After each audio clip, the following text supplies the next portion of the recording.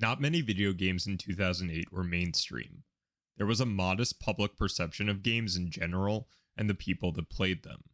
It was not a time where everyone had general availability to gaming like we do today with our phones, Switches, or Steam Decks. Usually the games back then that got the most attention were the ones certain people thought transgressed lines. Fallout 3 was on the fringe of that. Obviously the thought of nuclear war is something no one wants to think about. Then why was it that a revived franchise caught the attention of so many on the initial teaser trailer in 2007? One review from the New York Times said, "It takes a lot of gumption to blow up the entire Washington area." And it might be that. There's not a great deal of media in America that revolves around the destruction of the United States. The White House, Congress, all these monuments to democracy and power in ruin and abandon, the now derelict pillars of American civilization towering over the player, are almost always visible in the wasteland. Regardless of the emotion you feel from seeing or being in this warped version of our own world, you cannot deny that it evokes emotion. I view video games as art. They're supposed to bend cultural norms, make people think, and have profound impact. Fallout 3 certainly is art. Whether you enjoyed the switch over from isometric to first person, or the change of guard to Bethesda, Fallout 3 captures so many moments with intensity and grace that I found myself taken aback by some of the environmental storytelling and set pieces.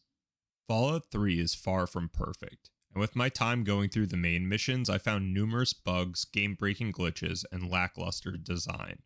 With that, Fallout 3 still manages to be a fantastic game 16 years later. Fallout 3 was released on October 28, 2008 to high praise and some controversy. Previous developers Black Isle Studios had sold the rights to Bethesda, and many fans of the first two Fallouts were worried about what the new developer would do. Many were angered about the change to first and third person. That anger aside, reviewers had high praises for the game, with an average of 93 currently on Metacritic. You play as the lone wanderer of Vault 101. I enjoyed how Bethesda started the game. In comparison to how Fallout 1 or 2 starts, I liked seeing life in the vault. Bethesda added a lot of little details that made the area feel fleshed out and lived in. Even as a baby, reading your special book is a nice way of choosing attributes. These early scenes not only do a great job at establishing the tone of the game, but have produced some great memes over the years. I'm hungry, and that stupid robot destroyed the cake. Give me that sweet roll you got from Old Lady Palmer. Another great addition to the world building was the test. All the questions are so ridiculous that you have to laugh, but it also nods to the dystopian nature of the vaults. Who is indisputably the most important person in Vault 101? He who shelters us from the harshness of the atomic wasteland, and to whom we owe everything we have, including our lives. Butch plays the perfect bully, and with rapid time changes, you're still angry about that sweet roll. I feel like they should have had your dad talk a little to you about his discomforts with the vault. You can learn later on his reasoning, but I don't think it holds up. You turn 18 and bam, you are ready for the wasteland. Amada wakes you up to a disaster ensuing in the vault. I found this kind of amusing because the character does not wake up himself, even though there are loud noises everywhere. Come on, you've got to wake up. Don't be a smart mouth. This is serious. Like, did his dad drug him as an extra measure? Anyways, I ran past most of the rad roaches and guards. One of the guards, I believe Butch's father, gives me some nice words, and I quickly dart away. I enjoyed starting in the serenity of the vault, and then seeing it descend into chaos. Things are on fire, people are dead, and Butch's mom is about to get murdered by rad roaches. You gotta help me! My mom's trapped in there with the rad roaches! For this playthrough, I ran right past Amada and her dad. For some reason, I just didn't feel the need to stop that conversation. After being chased around the Overseer's office like some Ratatouille spoof, I finally made it to the vault doors and escaped. I've seen people talk about this part after leaving the vault. I always thought it was kind of cool that a person that had never seen light before gets blinded by it. Yeah, the level up right there is bothersome, but I really felt like I was outside for the first time in my life.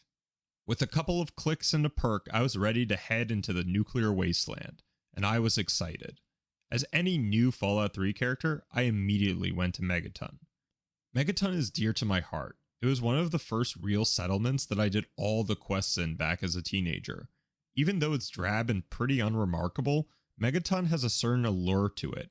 Whether it's the sheriff accosting you when you first enter, or the preacher advocating for radiation.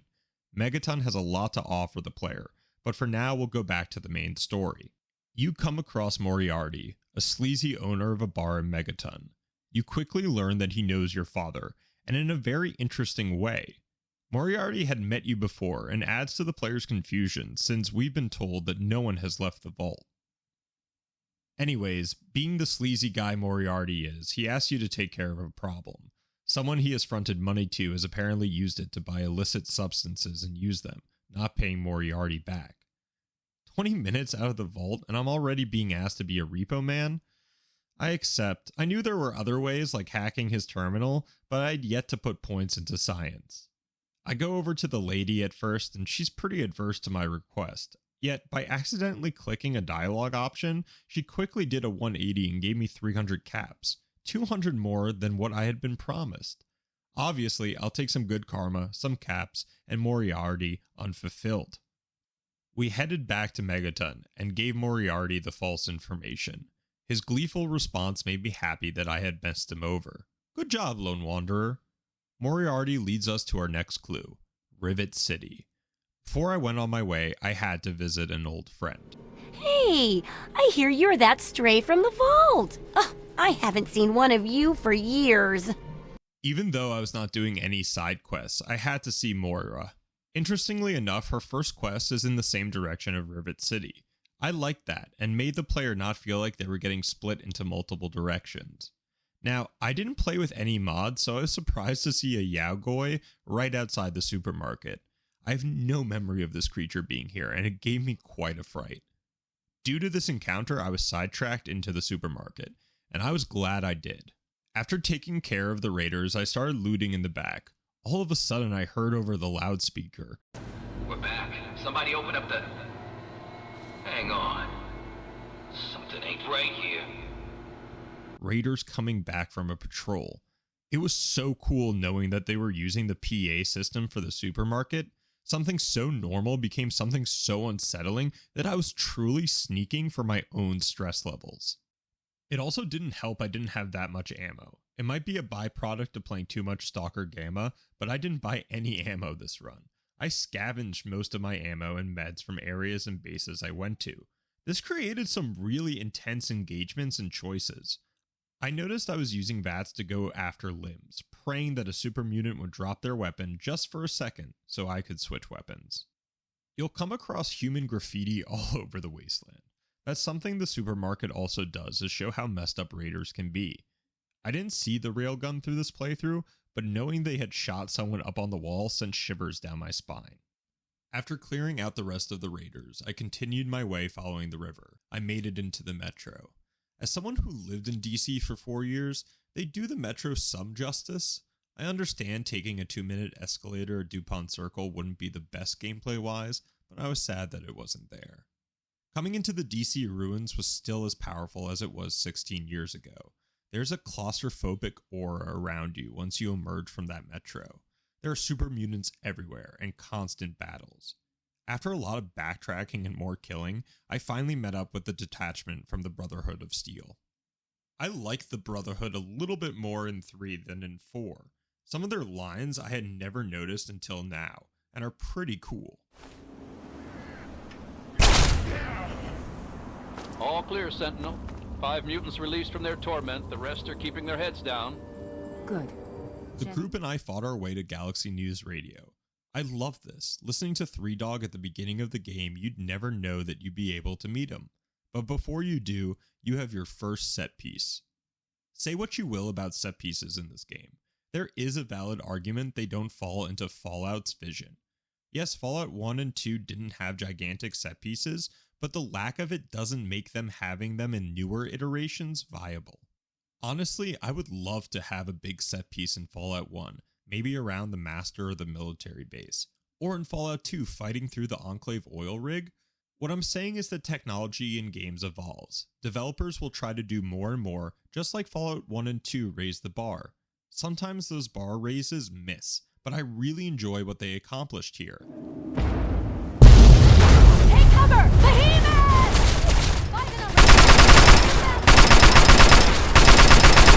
The sheer terror at seeing this behemoth emerge, already injured, ammo waning, I didn't have a clue how to do enough damage to defeat this guy.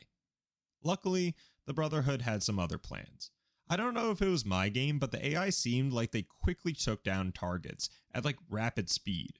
There were moments where I would shoot once and then have 3 companions bum rush the poor soul and annihilate them before I could even line up my second shot. With the behemoth defeated by the onslaught of Brotherhood firepower, I entered Galaxy News Radio. Meeting 3 was interesting. I enjoyed his character a lot more this time around. Talking to him more in depth led to some interesting insights. I liked the fact that 3's convictions lay in his voice. You can question him on why he isn't trying to fight the good fight on the ground, calling him out for being in his ivory tower, yet his response resonated with me. He defends his choices by comparing what he does with what the player is doing, but by different instruments. He's not wrong that the player usually chooses violence to solve their issues. How can't they in a nuclear wasteland? And that his weapon of choice is through the radio station, bringing people the news that they don't want to hear, but have to.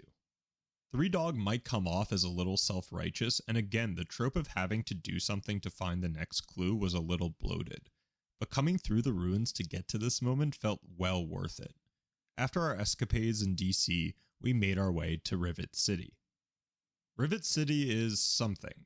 Even though the exterior is nothing to write home about, the thought of having a ship being a home during the post-apocalypse is a neat idea.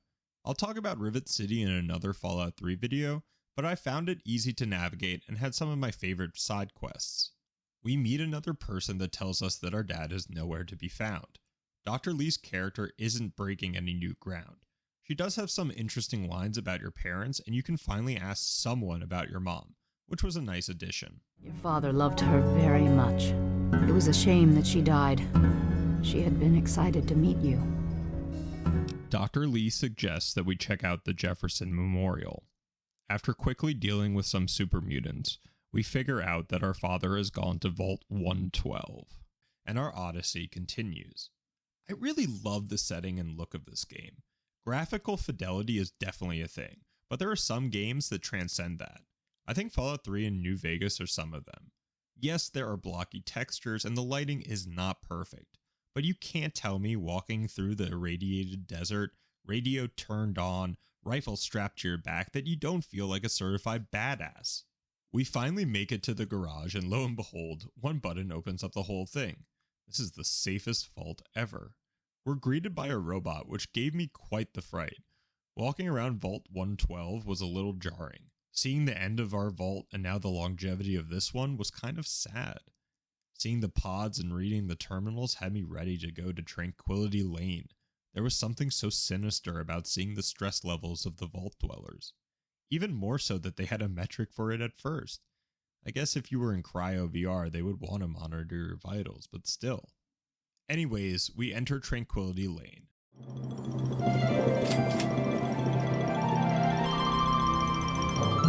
One of the most iconic parts of the game for me. The change into Suburban America is jarring.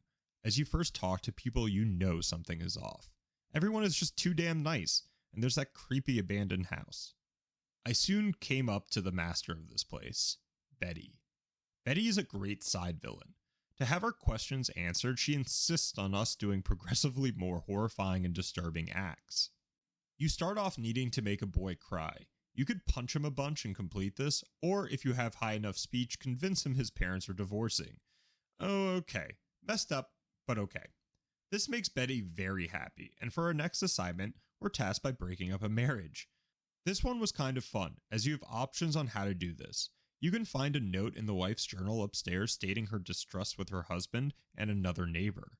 I snuck into that neighbor's home and took her lingerie. By placing it on the husband's workbench in the basement and coaxing the wife to come downstairs.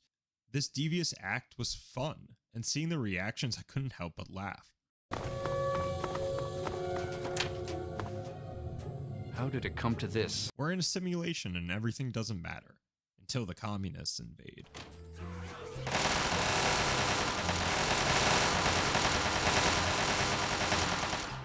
Anyways, Betty has another evil plan in mind, and this is where I should have started to really question her path. We have to kill Mabel Henderson, but we cannot bludgeon her.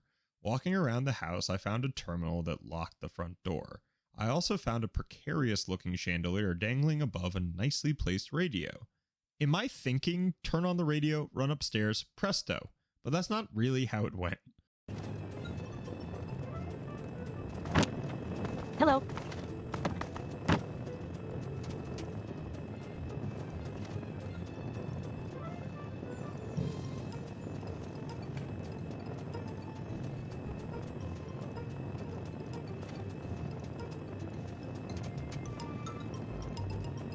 I kind of wish I just sent Codsworth on her. Elated by our violence, we're told our final task. Afterward, any questions we will have answered. And oh boy, I really started questioning how my parents allowed me to play this game. You put on the pint-sized slasher mask and are told to kill everyone in the simulation. This is where I got a little confused, because in the terminals you've read, the doctor talks about changing the simulation and the people do not die. Is he just tasking us to kill everyone to make them stressed, or am I really murdering just innocent people? I don't remember the last time I was this personally disturbed by gameplay. I couldn't really reach any of the townsfolk, so I decided to use VATS, and, well, these are the results. God, help! God, help! The pint size.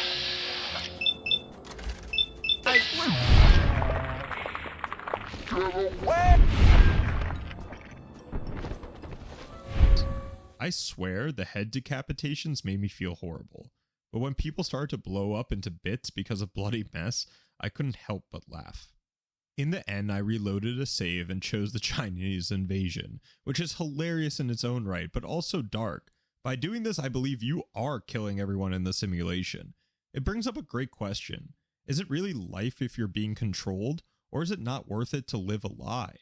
Having a townsperson who is sentient plead with you to end her and the town's misery is sobering to say the least. It has to end. It just has to. But we're not in charge. He is. And he doesn't want us to wake up. Tranquility Lane does such a great job at changing the pace of the main mission and presents the player with hard choices. Finally, we have found our father, and this is what he has to say. Son, you've saved me. I was afraid I'd be trapped in there forever. It's so good to see you, but what are you doing here? Honestly, I hate this part of the plot. We've been searching for this guy in dangerous places, and this is his response? Fallout has so many choices, but here I felt like there was a lane you couldn't really go down. You can get angry at your dad for leaving, but there was really no depth to it. You couldn't ask why he thought you weren't mature enough, and when pushed, your father exclaims he didn't think you would get this far. Why in fact are you outside the vault at all? I don't even want to know how you got out. As much as I appreciate your help, you were supposed to stay there, to make a life for yourself there, not out here. You were supposed to stay put. You could have had a good life in the vault. He also chastises you for leaving the vault. I don't know. After the whole game being about finding him, he's kind of a dick. You can also ask about your mom, which is sweet, but a short moment. Oh, my son. If only you could have known how much it meant to her. She believed in the work we were doing and was so determined to see it through. She gave up so much for this project. We all did. And I don't want that to have been for nothing. We make our way back to Rivet City and listen to James and Dr. Lee's conversation. I enjoyed this back and forth. It does sound like two old colleagues. Good news. I was right about Brawn and the Gek. If we can find one, we can adapt it to work with the purifiers. I'd like to believe you, James. I really would. This is all just so... Anyways, all the scientists and I depart for the Jefferson Memorial. We're tasked with clearing out the area, which isn't the most interesting interior, especially after downtown DC's museums and monuments. I don't know, I feel like they could have done a little bit more with the area. The basement is okay, but not unique. So, We battle super mutants throughout the facility. Now, remember these landmines I'm frantically placing because I've run out of ammo. These come back to haunt me. You can find some great audio tapes of your father and surprisingly one of your mother. Unfortunately, it's about 10 seconds of your mom's voice and then your dad trying to shtup her, which was weird. It was inconclusive, but Madison and I are convinced it's a problem with the secondary filtration system. We're going to recalibrate the equipment and try again tomorrow, so that... James, please. I'm trying to work. Now's not the time. That should... Ow! James! Now? We really shouldn't. After clearing all the baddies, we've reclaimed the Jefferson Memorial. Your father and Dr. Lee head to the chamber. Your dad spouts some crazy stuff about justifying everything he's done up to this point in the name of your mom, which made the character even more unlikable. Now, remember those landmines from earlier? Well, for some reason the Project Purity staff set off a bunch of them. Sadly, this had me running around the facility with 2 people chasing after me. I guess this was on me, but I really wish if you put your weapon away that NPCs would stop fighting you if they were originally friendly. Didn't they have that in Oblivion? Anyways, after scavenging around for literally anything and doing some laborious back and forth for old pops, we finally get ready to start the Purifier. Sadly, for copyright reasons, I cannot play Fortunate Son, but you get the idea.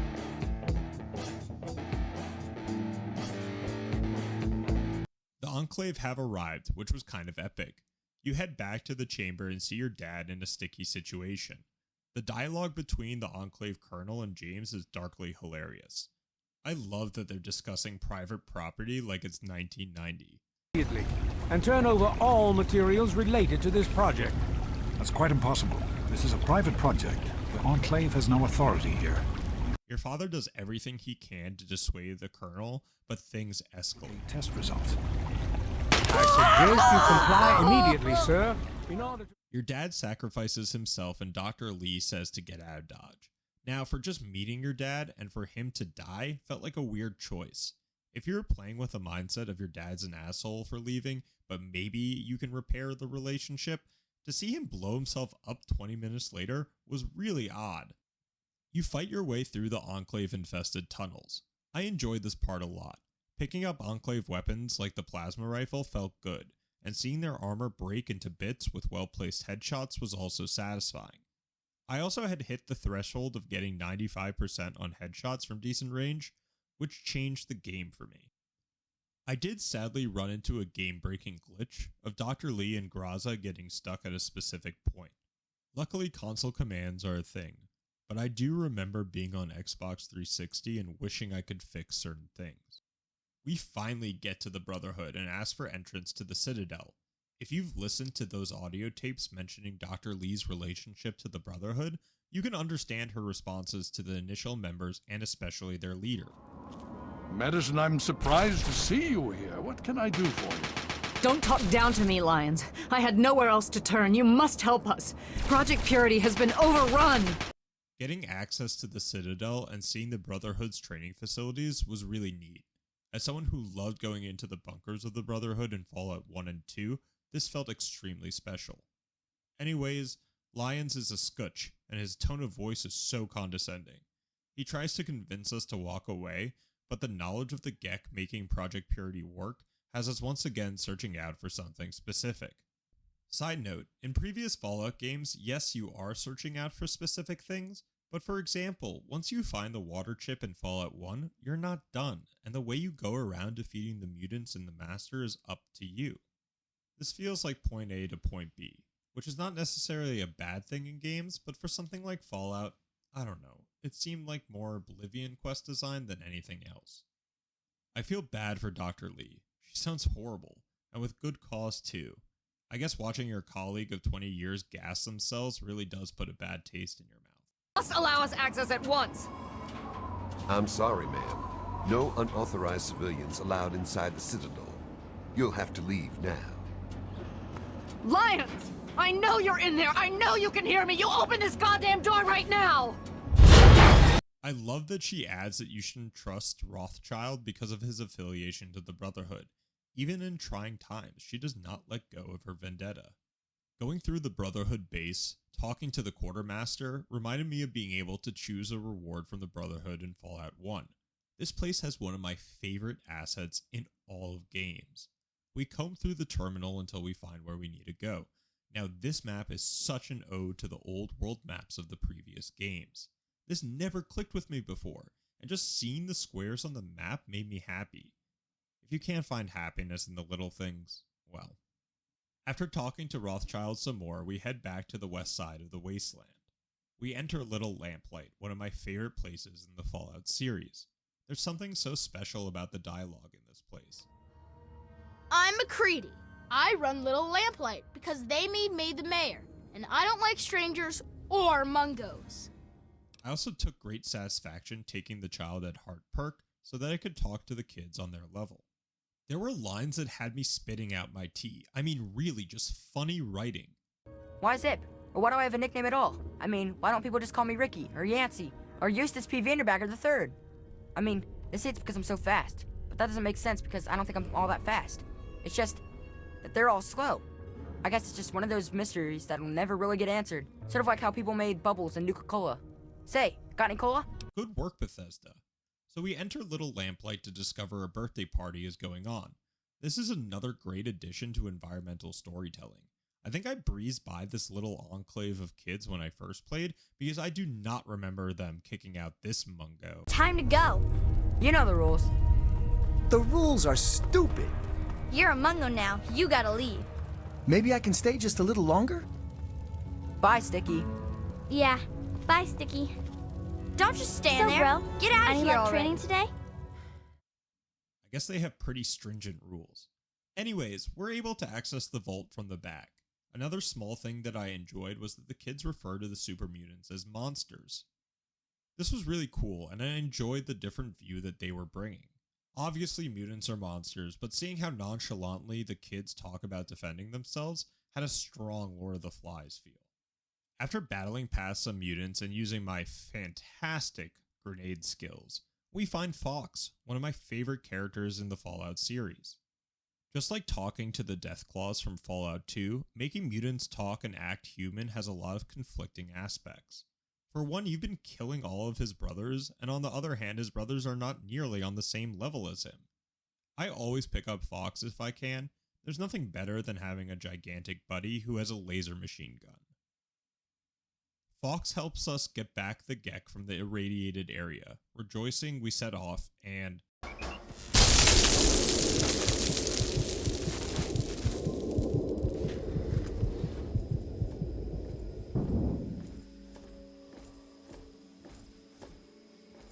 Objective is secured, sir. Good work, soldier. Make sure the Gek is secured aboard my vertibird. Yes, sir. I'll have the techs come down and remove it immediately, sir. You're certain he's unharmed? Oh boy. We wake up in Raven Rock, the base of the Enclave. Colonel Autumn starts talking to us, and wasn't this the guy in the purifier? Or was that a different colonel? Anyways, he interrogates us and you can feed him false information. I have never done this, and I was really surprised the outcome. Your code is 704. Repeat, 704. Confirm and enter. Copy, 704. Stand by, sir. Entering code now. Negative, sir. The code's no good. I just lost another man. Why do you insist on making things difficult? We literally killed an Enclave soldier without having to move a muscle. I couldn't help but smile at this little detail, and it was very Fallout. Well, Colonel Autumn is not so happy about it. Luckily, President Eden interjects. Now, I don't know if choosing the false code option does this, but after a certain point being released, the Colonel speaks over the PA saying to be hostile to the player character. This has never happened to me before. Does anyone have any idea why this is? We finally weave our way through guards and some of Eden's turret bots help out. This would have been really cool if it was fleshed out, like a little civil war inside the Enclave. Anyways, we finally ascend the stairs to find President Eden and he's a computer? I loved this little twist when I first played the game, and it felt like an ode to the master in a way, especially with the dialogue options for intelligence. Eden tries to persuade you to take the FEV counter virus to Project Purity to cleanse the land of all the mutants. I understand why the Enclave wants to do this. Hell, they stayed on an oil rig for 150 years and came back to a California rife with demented creatures. But it would also have an effect on many wastelanders that are changed from the radiation, like Gob. Similar to the Master, you can also logically take down Eden. I really enjoy these moments in Fallout games. It makes your build seem not only viable, but intended, which is a great feeling for the player. Civilian is advised to secure hazardous FEV material to prevent explosive decompression. Civilian also advised to evacuate complex immediately. After convincing Eden to blow himself up, we get out of there. And look who it is, our friend Fox.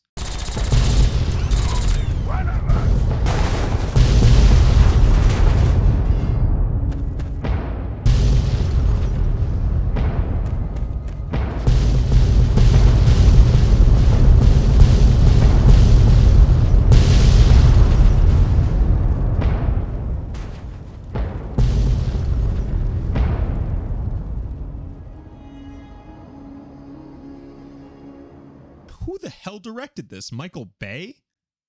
We teleport back to the Citadel and stumble upon an argument debating whether to engage the Enclave or not. Revealing the knowledge that the Enclave have the Gek makes Elder Lions turn a switch and start the engines. We also get invited to the Brotherhood, and you bet your ass I'm taking that power armor.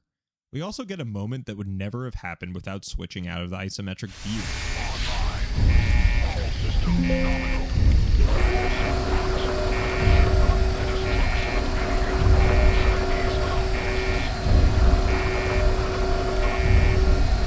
Watching Prime getting fired up was breathtaking. Fighting with him, not so much. This could have been an awesome set piece, and maybe it was 14 years ago, but walking a linear path having bombs just exploding everywhere, but really no enemies, had me feeling like I was more lucky than actually having an effect on anything. The saving grace of this area was Prime's voice lines. I mean, how do you not love this? We will not fear the Red Menace. Communism is the very definition of failure. We finally make our way inside the memorial and come to the final part of the game. I know I beelined it, but it felt fast. So we picked up Fox as a companion, and amazingly we could send him in to save both Lions and ourselves. I thought this was a great idea. Just had Fox had gone in for the Gek, he could do the same thing here. Well, that's not how the game saw it. The lone wanderer was faced with that greatest of virtues, sacrifice. But the child refused to follow the father's selfless example, instead allowing a true hero to venture into the irradiated control chamber of Project Purity. Saw it. You get chastised for sending Fox in and not sacrificing yourself like your father? What is that? We solved the problem and no one else had to die, but the game wanted us to become a martyr? Maybe it would have felt different if I didn't have Broken Steel installed, because after being called selfish, we wake up to see the two people that survived because of the player's choice. Come on, Bethesda. You give Fox to the player right after Raven Rock. I also had positive karma, so in addition, the game is like, yeah, this guy was amazing for the Wasteland, but he didn't go down like his dad. That all aside, you get your iconic Fallout ending the screens, which, without playing any of the side content, was sort of lacking, understandably. Fallout 3. Wow. This game still holds up well. Gameplay is fun, the environment is amazing, and some of the stories are really poignant. The same can be true for bugs, shoddy dialogue, and a lackluster main story. This was just a main story retrospective. I'm really excited to play the DLCs and side quests to get a better picture of Fallout 3 as a whole game. If what the main quest showed in certain details and designs, I know the rest of the world will hold the same, and maybe some more bugs. Thank you so much, and when I say thank you, I really mean it. Watching these videos means the world to me, and I know taking some time out of your day to do so is a really big commitment. I hope you liked this video format. I intend to do longer format videos as well as the shorter what you want gaming format, but let me know how you liked it. As always, all the best.